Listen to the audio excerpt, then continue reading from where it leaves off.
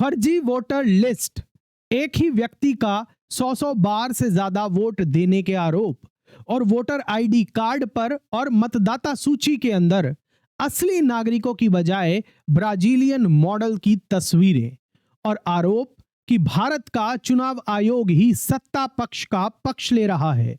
जब ऐसी चौंकाने वाली खबरें सुर्खियों में आती हैं, हर भारतीय यही सोचता है कि चुनाव आयोग पर नजर कौन रखता है और अगर चुनाव आयोग स्वतंत्र और निष्पक्ष चुनाव कराने में असफल हो जाए तो क्या उसे पद से हटाया जा सकता है। यह प्रश्न भारत के लोकतंत्र के मूल पर चोट करता है, क्योंकि भारत का जो चुनाव आयोग है वो होना चाहिए निष्पक्ष, निडर और स्वतंत्र। यह दुनिया के सबसे बड़े चुनावों का रेफरी है, 1 अरब से अधिक मतदाताओं का भरोसेमंद निकाय इलेक्शन कमीशन ऑफ इंडिया। लेकिन अगर रेफरी पर ही पक्षपात का आरोप लग जाए तो क्या हम नागरिक कानूनी रूप से कुछ कर सकते हैं? क्या मुख्य चुनाव आयुक्त या फिर चुनाव आयुक्त को पद से हटाया जा सकता है? अगर हां तो किसके द्वारा, कैसे, क्या प्रोसीजर है, कानून क्या कहता है, क्या रूल्स एंड रेगुलेशन कहते हैं और क्या तरीका है और संविधान क्या कहता है, किन आधारों पर किया जा सकता है? आइए भारत के संविधान के प्रावधान और 2023 का जो नया कानून है मुख्य चुनाव आयुक्त और चुनाव आयुक्तों का और उसके साथ साथ ठोस संवैधानिक सुरक्षा कवच को समझते हैं, जो तय करते हैं कि चुनाव आयोग कितना स्वतंत्र है और कितना जवाबदेह है। अंत तक बने रहिएगा, क्योंकि आज जो आप समझने वाले हैं वो भारतीय चुनावों को देखने का आपका तरीका बदलने वाला है। पूरा प्रोसेस समझने वाले हैं कि चुनाव आयोग को कैसे हटाया जा सकता है, कानूनी प्रोसेस समझते हैं। मेरा नाम आशीष जैन है और मैं संस्थापक हूं दून लॉ मेंटर का, जहां हम आपकी तैयारी करवाते हैं न्यायिक सेवा परीक्षाओं की और सहायक अभियोजन अधिकारी परीक्षाओं की। तो चलिए सबसे पहले बात करते हैं चुनाव आयोग की भूमिका क्या रहती है, उसको समझते हैं। भारत का जो लोकतंत्र है वो एक संस्था पर टिकता है, वो है भारत का चुनाव आयोग, जिसे भारतीय संविधान के अनुच्छेद 324 के तहत बनाया गया है। यह सुनिश्चित करता है कि चुनाव भारत के अंदर जो भी हो वो स्वतंत्र होने चाहिए बिना डर और किसी धमकी के। दूसरा, निष्पक्ष होने चाहिए बिना किसी पक्षपात के और शक्ति के दुरुपयोग के। और तीसरा, नियमित होने चाहिए, यानी कि समय पर होने चाहिए और बिना किसी देरी के होने चाहिए। जो भारत का मुख्य चुनाव आयोग है, भारत का जो चुनाव आयोग है इलेक्शन कमीशन ऑफ इंडिया है, वो लोकसभा, राज्यसभा, राज्य विधानसभाओं और यहां तक कि राष्ट्रपति के चुनाव भी करवाता है। यह चुनाव तारीखें तय करता है, राजनीतिक फंडिंग पर नजर रखता है, मॉडल कोड ऑफ कंडक्ट को लागू करता है और 10 लाख से अधिक मतदान केंद्रों पर सुचारू मतदान सुनिश्चित करता है। पर बड़ी सख्ती के साथ साथ कई बार बड़ा संदेह भी आ जाता है और हाल ही के वर्षों में जो ये संदेह है ये और तेज हुआ है। कई नागरिकों और राजनीतिक दलों ने चुनाव आयोग पर सत्ता पक्ष का पक्ष लेने के आरोप लगाए। उसके साथ साथ मॉडल कोड ऑफ कंडक्ट, आदर्श आचार संहिता के उल्लंघनों पर देरी से कार्रवाई के आरोप लगाए और वोटर लिस्ट में जो गड़बड़ियां हैं उस पर आंख मूंदने तक के आरोप लगा दिए हैं। तो स्वाभाविक सवाल उठता है कि अगर खुद इलेक्शन कमीशन ऑफ इंडिया पर ही कदाचार के आरोप हों, मिसकंडक्ट के आरोप हों, अपना काम सही से ना करने के आरोप हों, चुनावों को स्वतंत्र और निष्पक्ष ना कराने के आरोप हो, तो क्या हो सकता है? अब सबसे पहले बात करते हैं संवैधानिक आधार की। इसका उत्तर भारत के संविधान के अनुच्छेद 324 खंड 5 में मिलता है। उसमें लिखा है कि मुख्य चुनाव आयुक्त को उसके पद से तब तक नहीं हटाया जा सकता जब तक कि उसे भारत के सर्वोच्च न्यायालय के न्यायाधीश के समान तरीके और समान आधारों पर न हटाया जाए। मतलब यही है कि भारत के मुख्य चुनाव आयुक्त को हटाने का वही तरीका है जो सर्वोच्च न्यायालय यानी कि सुप्रीम कोर्ट के जज को हटाने का तरीका है। जी हां, मुख्य चुनाव आयुक्त यानी कि चीफ इलेक्शन कमिश्नर को सुप्रीम कोर्ट के जज के बराबर सुरक्षा प्राप्त है, जो हमारी व्यवस्था के सबसे उच्च सुरक्षा कवचों में से एक है। इसके पीछे का कारण क्या है उसको भी समझिएगा। कारण बिल्कुल स्पष्ट है, क्योंकि संविधान निर्माताओं ने चाहा कि जो मुख्य चुनाव आयुक्त है वो राजनीतिक दबाव से मुक्त होना चाहिए, सरकार के नियंत्रण से पूर्णतः आजाद होना चाहिए। इसलिए जो हटाने की प्रक्रिया है वो बहुत ज्यादा कठिन है। इसमें संसद और भारत के राष्ट्रपति दोनों की भूमिका होती है, और इसे अब आइए चरण दर चरण समझते हैं। सबसे पहले बात करते हैं कि चुनाव आयोग को कैसे हटाया जा सकता है। इसके चरण दर चरण को हम समझते हैं। सबसे पहले हम बात करते हैं मुख्य चुनाव आयुक्त को हटाने का तरीका। क्या कानून कहता है, इसके बारे में क्या कहता है। अनुच्छेद 324 खंड 5 article 324 clause 5 of Indian constitution वो साफ साफ ये कहता है कि सीईसी को यानी कि चीफ इलेक्शन कमिश्नर को केवल सुप्रीम कोर्ट के जज की तरह उसी प्रक्रिया और उसी आधारों पर हटाया जा सकता है। मतलब क्या है कि सीईसी को हटाने का सेम तरीका है जो सर्वोच्च न्यायालय के किसी न्यायाधीश को हटाने का तरीका है। इसका मतलब क्या है कि केवल सिद्ध दुराचार यानी कि प्रूव्ड मिसबिहेवियर और प्रूव्ड मिसकंडक्ट मिसबिहेवियर और उसके साथ साथ अयोग्यता यानी कि इनकैपेसिटी के आधार पर ही सीईसी को हटाया जा सकता है। और उसके साथ साथ हटाने का तरीका इतना आसान नहीं है। हटाने के लिए पहले रिजोल्यूशन पेश होता है संसद के दोनों सदनों में। अगर वो लोकसभा में पेश हो रहा है तो कम से कम 100 सदस्यों के द्वारा वो रेजोल्यूशन पेश होगा, और अगर वो राज्यसभा में पेश हो रहा है तो कम से कम 50 सदस्यों के द्वारा वो रेजोल्यूशन पेश होगा। तो मतलब सीईसी को हटाने के लिए सेम प्रक्रिया लग रही है जो सर्वोच्च न्यायालय के न्यायाधीश को हटाने के लिए। तो अगर उन्हें हटाना कभी ऐसी कहानी होती है, कभी ऐसा सिचुएशन आती है कि कोई सीईसी को प्रूव्ड मिसबिहेवियर या फिर इनकैपेसिटी के लिए हटाना पड़ रहा है, तो संविधान हमारा ये कहता है कि रेजोल्यूशन लोकसभा या राज्यसभा में पहले पेश की जाएगी, और उसको पेश करने के लिए कम से कम 100 सदस्यों की अनिवार्यता होगी अगर लोकसभा में है, और राज्यसभा के लिए मिनिमम 50 सदस्यों की अनिवार्यता होती है। अब इसके साथ साथ सिर्फ इतना ही नहीं है, जो संसद की प्रक्रिया के बाद दोनों सदनों लोकसभा और राज्यसभा के प्रस्ताव पारित होना, मतलब जो दोनों सदन प्रस्ताव पारित करेंगे, लोकसभा भी राज्यसभा भी, फिर उसके ऊपर इंक्वायरी होती है, और फिर प्रत्येक सदन में 2/3 बहुमत यानी कि कुल सदस्य और उपस्थित एवं मतदान करने वालों की स्वीकृति होनी चाहिए। जब इस तरीके से पूरा प्रोसेस पास होता है तभी भारत के राष्ट्रपति हैं वो हटाने का आदेश जारी कर सकते हैं। यहां पर एक बीच में 1-2 स्टेप और हैं, मैंने उनको स्किप कर दिया है जानबूझकर, क्योंकि इतना डिटेल में बताने का भी नहीं। मैंने आपको बताया कि दोनों सदनों में पहले प्रस्ताव आएगा और फिर वो प्रस्ताव पास होगा, फिर उसके बाद एक इंक्वायरी कमीशन बैठेगा, वो रिपोर्ट्स पेश करेगा, उस रिपोर्ट पर दोनों सदनों में सुनवाई पास होगी, फिर 2/3 बहुमत से प्रस्ताव पारित होगा, और फिर प्रस्ताव पारित होने के बाद राष्ट्रपति चुनाव आयुक्त को, मुख्य चुनाव आयुक्त को हटा सकते हैं। यह है तरीका कानून के अंदर, संविधान के अंदर मुख्य चुनाव आयुक्त को हटाने का। ये जो तरीका है ये एक बहुस्तरीय प्रक्रिया है, मल्टी स्टेज है, और ये सुनिश्चित करती है कि कोई भी सरकार भारत के मुख्य चुनाव आयोग को मनमाने ढंग से न हटा पाए। इतने स्ट्रॉन्ग सेफगार्ड जरूरी भी हैं, नहीं तो सरकारें अपने ढंग से चलाने के कोशिश करती सीईसी को, अगर नहीं चला पाती तो हटा देती उन्हें पद से। इस चीज के लिए ये स्ट्रॉन्ग सेफगार्ड हमारे संविधान में किए गए हैं। अब बात करते हैं, ये तो हो गया मुख्य चुनाव आयुक्त को हटाने का। अब बात करते हैं मुख्य चुनाव आयुक्त के अलावा जो दूसरे चुनाव आयुक्त हैं। आपको पता है कि भारत के चुनाव आयोग के अंदर एक मुख्य चुनाव आयुक्त और सामान्यतः 2 अन्य चुनाव आयुक्त होते हैं, मगर मुख्य चुनाव आयुक्त को हटाने का तरीका अलग है, बाकी के 2 चुनाव आयुक्तों को हटाने का तरीका बिल्कुल अलग है। उसको समझते हैं। इसमें थोड़ा सा अंतर है। जो चुनाव आयुक्त होते हैं वो सामान्यतः 2 होते हैं, मैं आपको अभी बता चुका हूं। उन्हें केवल सीईसी की अनुशंसा पर ही हटाया जा सकता है।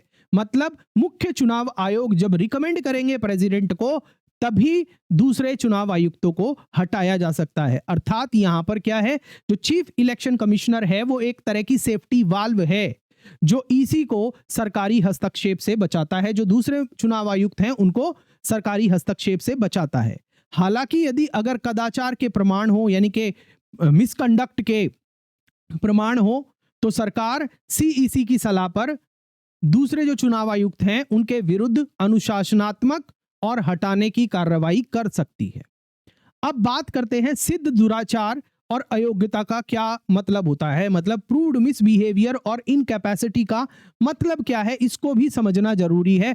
What do you mean by proved misbehaviour और इनकैपेसिटी?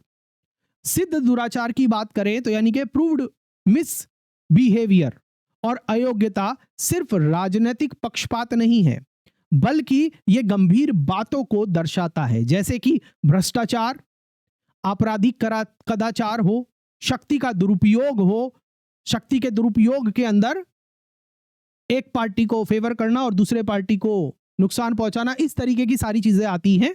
और उसके साथ साथ स्वास्थ्य और मानसिक कारणों से अयोग्यता, इनकैपेसिटी के अंदर स्वास्थ्य और मानसिक कारणों से अयोग्यता, ये सारे ग्राउंड हैं जिसके बेस पर मुख्य चुनाव आयुक्त को हटाया जा सकता है। सिर्फ सरकार की नीतियों से असहमत होना या फिर कोई विवादित प्रशासनिक फैसला लेना, जैसे प्रशासनिक फैसला लेना कि पूरे देश के अंदर सर होगा, सबके डॉक्यूमेंट वेरीफाई होंगे, सिर्फ इस वजह से जिससे सभी लोग असहमत हो या ज्यादा लोग असहमत हो या सरकार भी उससे सहमत ना हो, तो इस वजह से चुनाव आयुक्त को पद से नहीं हटाया जा सकता है। ये बहुत छोटे चीजें हैं, इसमें कोई भी गलती नहीं है क्योंकि ये एडमिनिस्ट्रेटिव डिसीजन है।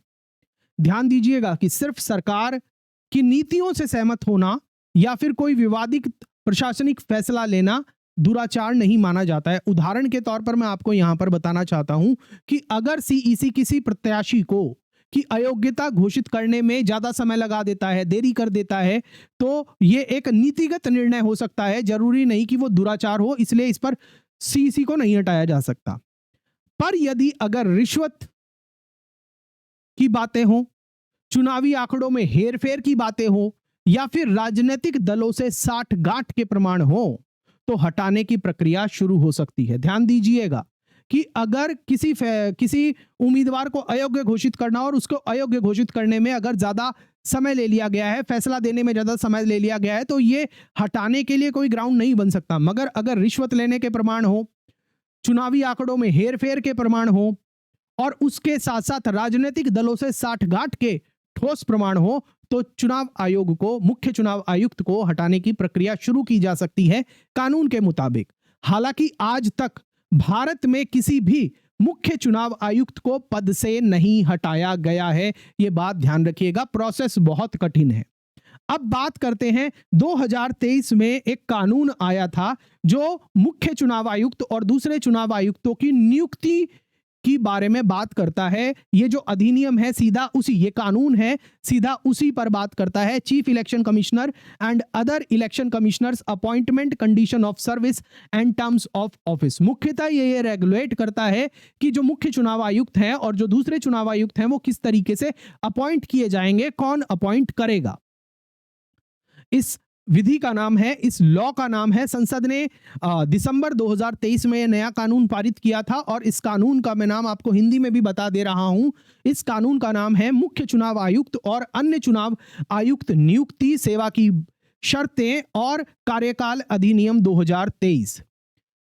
इसने 1991 के पुराने कानून को चेंज किया है, बदल दिया है।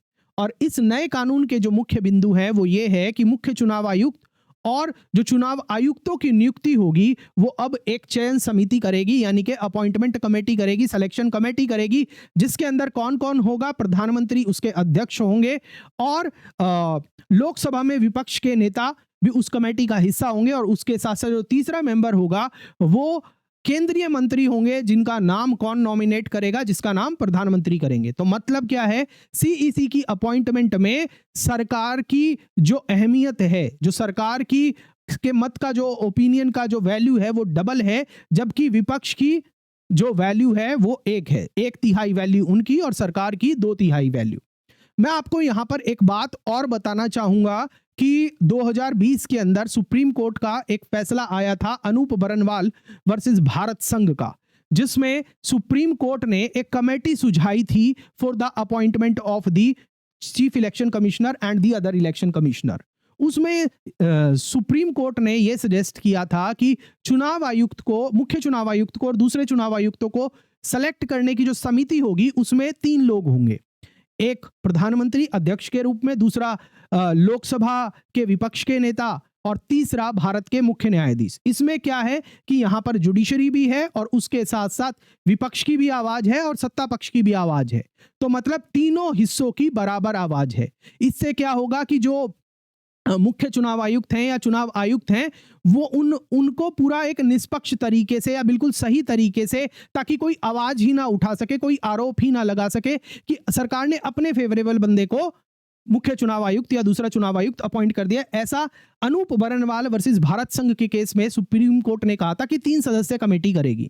मगर उस अनूप बरनवाल के फैसले के बाद पार्लियामेंट ने 2023 में यह कानून पारित किया, जिसमें सीजीआई की बजाय कौन चेंज कर दिया गया, एक केंद्रीय मंत्री को जोड़ा गया जो उस समिति का हिस्सा होंगे, मुख्य चुनाव आयुक्त और चुनाव आयुक्तों की अपॉइंटमेंट कमेटी का।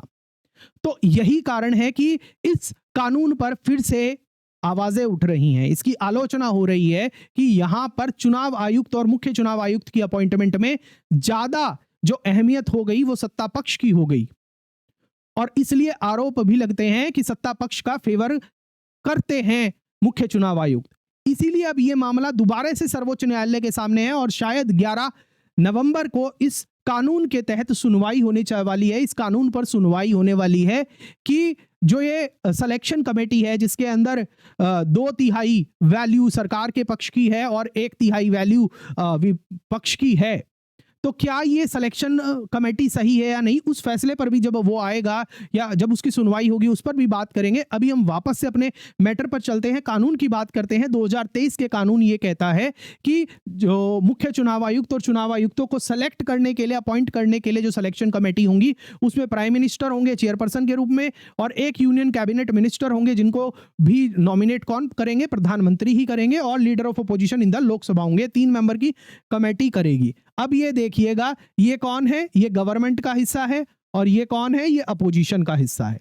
ठीक है, तो इसका मतलब क्या हुआ, appointment of chief election commissioner और इलेक्शन कमीशन की अपॉइंटमेंट में सत्ता पक्ष की वैल्यू ज्यादा है एज पर दिस कानून। ठीक है, समझ गए। वीडियो सेशन कैसा लग रहा है कमेंट सेक्शन के अंदर एक बार बता जरूर दीजिएगा। आपका कोई सवाल हो तो वो भी पूछ लीजिएगा, क्योंकि इस सेशन के अंदर आप वो सब कुछ जानने वाले हैं जो शायद आपको बहुत बड़ी बड़ी किताबें पढ़नी पड़े और उससे भी पता ना चले। पूरा निचोड़ आपको इस सेशन के अंदर पता चल रहा है। ठीक है, और उसके साथ साथ जो ये सीईसी के अपॉइंटमेंट वाला जो कानून है, एक तो मैंने आपको अपॉइंटमेंट वाला बताया, अब इसके साथ साथ ये और क्या कहता है कि जो मुख्य चुनाव आयुक्त और चुनाव आयुक्त का जो कार्यकाल होगा वो 6 वर्ष होगा या फिर 65 वर्ष की आयु तक होगा, जो भी पहले हो जाए।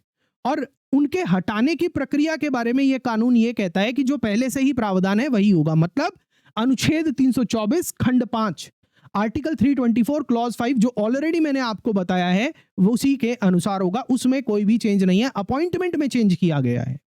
अब इस कानून के जो आलोचक हैं वो ये कहते हैं कि इस अधिनियम से नियुक्ति प्रक्रिया में जो कार्यपालिका है, सरकार है, एग्जीक्यूटिव है, उसका प्रभाव ज्यादा बढ़ा है, क्योंकि पीएम और मंत्री 3 में से 2 वोट रखते हैं। कुछ के अनुसार इससे चुनाव आयोग की स्वतंत्रता कमजोर हो सकती है, ये आरोप लगते रहते हैं और ये मामला अब सुप्रीम कोर्ट के सामने भी है। अब आगे बढ़ने से पहले मैं आपसे एक सवाल पूछना चाहता हूं, क्या आपको लगता है कि चुनाव आयोग को सुप्रीम कोर्ट जितनी स्वतंत्रता मिलनी चाहिए, या जब नागरिक उसकी निष्पक्षता पर सवाल उठाएं तो जवाबदेही और कड़ी होनी चाहिए? आपकी जो भी राय है कमेंट सेक्शन के अंदर बताइएगा।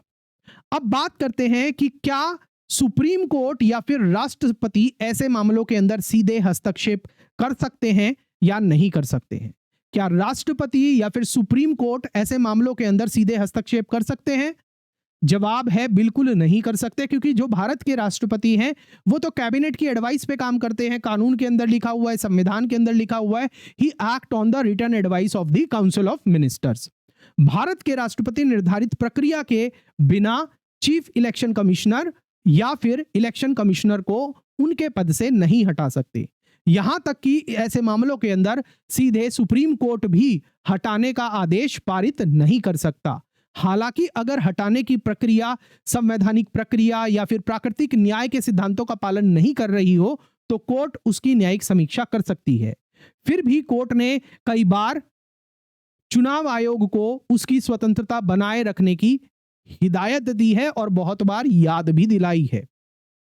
एक केस का नाम मैं आपको बता रहा हूं, टी.एन. शेषन बनाम भारत संघ, TN. Seshan versus union of India 1995। TN. Seshan Bharat के सबसे सुदृढ़ और सबसे फेमस मुख्य चुनाव आयुक्त, उनका ही केस है ये। टी.एन. शेषन बनाम यूनियन ऑफ इंडिया का केस है, जिसमें सुप्रीम कोर्ट ने माना कि सभी चुनाव आयुक्त के समान अधिकार हैं, ताकि आयोग के जो भीतर है जो चेक्स एंड बैलेंस का सिस्टम है वो बना रहे। जितने भी आपके चुनाव आयुक्त है, चाहे वो चीफ इलेक्शन कमिश्नर हो या बाकी के 2 चुनाव आयुक्त हैं, उनकी सेम वैल्यू होगी। ये बात ध्यान रखी गया। सर्वोच्च न्यायालय ने टी.एन. शेषन के केस में कहा, ताकि आयोग के भीतर भी पूरा चेक एंड बैलेंस बना रहे। सीईसी जो है, मुख्य चुनाव आयुक्त जो है, वो फर्स्ट अमंग इक्वल्स है, कोई तानाशाह नहीं है। इस फैसले ने इस सिद्धांत को मजबूत किया कि ईसीआई को की जो है वो सामूहिक जिम्मेवारी होगी और निष्पक्ष ढंग से उन्हें अपना काम करना चाहिए। अब बात करते हैं स्वतंत्रता बनाम जवाबदेही की। विडंबना देखिए आप, election commission of India Bharat के चुनाव आयोग को राजनीति से ढाल देने के लिए बनाया गया था, पर आज उस पर राजनीति के करीब होने के आरोप लग रहे हैं। ऐसे मामले में, ऐसे सिचुएशन में चुनाव आयोग की भी ये ड्यूटी है कि वो अपनी निष्पक्षता को बिल्कुल सुदृढ़ तरीके से सामने लेके आए, क्योंकि जन विश्वास की बात है और लोकतांत्रिक प्रणाली के अंदर जन विश्वास बहुत अहमियत रखता है। विडंबना समझ रहे हैं? मैं दोबारा से आपके लिए बता रहा हूं क्या है विडंबना। हमारे संविधान के अंदर चुनाव आयोग और मुख्य चुनाव आयुक्त और दूसरे चुनाव आयुक्तों की जो अपॉइंटमेंट की गई या चुनाव आयोग बनाया गया, हमारे संविधान निर्माताओं ने जो ये प्रावधान किए, इन प्रावधानों को करने के पीछे का कारण यह था कि चुनाव आयोग को राजनीति से ढाल देना है, राजनीति से अलग रखना है। लेकिन आज उस पर ही राजनीति के करीब होने के आरोप लग रहे हैं। इस पर कुछ एक्सपर्ट्स का मानना है कि जो हटाने की प्रक्रिया है वो बहुत ज्यादा कठोर है, जिससे गंभीर विवादों में भी चुनाव आयुक्त को जवाबदेह ठहराना काफी मुश्किल हो जाता है। वहीं पर दूसरों का तर्क ये भी है कि ये सही है कहीं ना कहीं, क्योंकि अगर सरकारें आसानी से चुनाव आयुक्तों को और चुनाव आयोग को हटा सकेंगी तो कोई चुनाव निष्पक्ष नहीं हो पाएगा। यानी एक दुविधा है कि अगर बहुत ज्यादा सुरक्षा दे दी हमने चुनाव आयोग और चुनाव आयुक्तों को तो जवाबदेही कम हो जाएगी, और अगर बहुत कम सुरक्षा दे दी तो उससे स्वतंत्रता उनकी खत्म हो जाएगी, सरकार अपने मनमाने ढंग से चलाएंगी। लोकतंत्र, मगर एक बात ध्यान रखिएगा, लोकतंत्र स्वतंत्रता पर और संतुलन पर पनपता है। लोकतंत्र जो है, डेमोक्रेसी है, thrives on the balance and equality, और हमारी व्यवस्था उसी संतुलन को साधने की कोशिश करती है। हमारे संविधान के अंदर जो सेफगार्ड्स हैं वो उसी संतुलन को बनाते हैं। अब बात करते हैं वैश्विक तुलना की, कि दुनिया को भी एक बार देख लेते हैं, समझ लेते हैं कि क्या प्रावधान है। अमेरिका की बात करें तो वहां पर जो फेडरल इलेक्शन कमीशन है उनके सदस्यों को राष्ट्रपति बदल सकता है। अमेरिका के अंदर फेडरल इलेक्शन कमीशन के सदस्यों को राष्ट्रपति बदल सकते हैं, जबकि यूके के अंदर, यूनाइटेड किंगडम में इलेक्टोरल कमीशन संसद को रिपोर्ट करता है, और भारत में चुनाव आयोग किसी को रिपोर्ट नहीं करता है सिवाय संविधान के, देश के संविधान के। इसलिए जो भारत का चुनाव आयोग है वो दुनिया के सबसे शक्तिशाली चुनाव निकायों में से एक है, पर शक्ति के साथ पारदर्शिता का होना बहुत जरूरी है, और आज के जो सुधार हैं, सुधार विमर्श का केंद्र हमारा यही है। आप बताइए आपको अभी तक ये सेशन कैसा लग रहा है, अपनी प्रतिक्रिया कमेंट सेक्शन के अंदर दीजिए। आप वीडियो को हाइप कर सकते हैं ताकि ये वीडियो ज्यादा से ज्यादा लोगों के पास पहुंचे। और अंत में अब हम अपने निष्कर्ष पर पहुंचते हैं।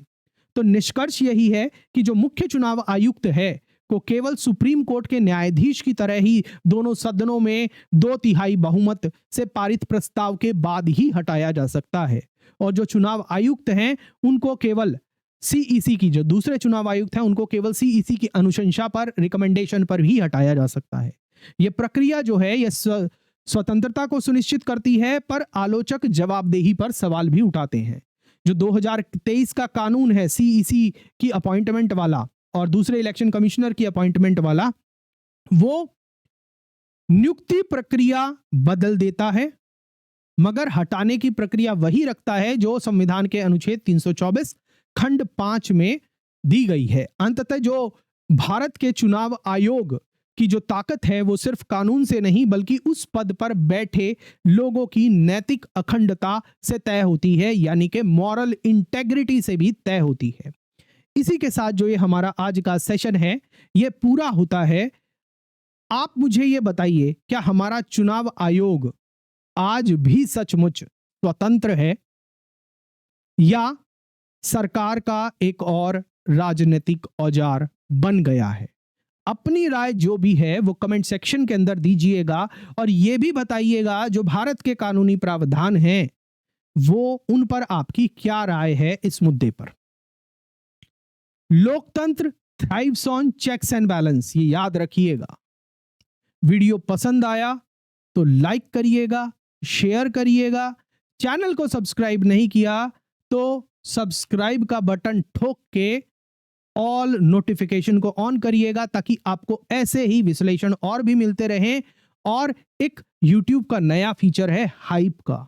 वीडियो पसंद आई हो तो हाइप जरूर करिएगा ताकि ये वीडियो और ज्यादा लोगों तक पहुंचे। अपने टेलीग्राम व्हाट्सएप ग्रुप में जितना शेयर कर सकते हैं करिएगा। न्यायिक सेवा परीक्षाओं की तैयारी कर रहे हैं, सहायक अभियोजन अधिकारी परीक्षाओं की तैयारी कर रहे हैं तो आप हमारी ऐप दून लॉ मेंटर के माध्यम से हमारे कोर्सेज में एनरोल कर सकते हैं। ज्यादा जानकारी आपको हमारी वेबसाइट से भी मिल जाएगी। मिलता हूं आपसे अगले वीडियो में। जय हिंद।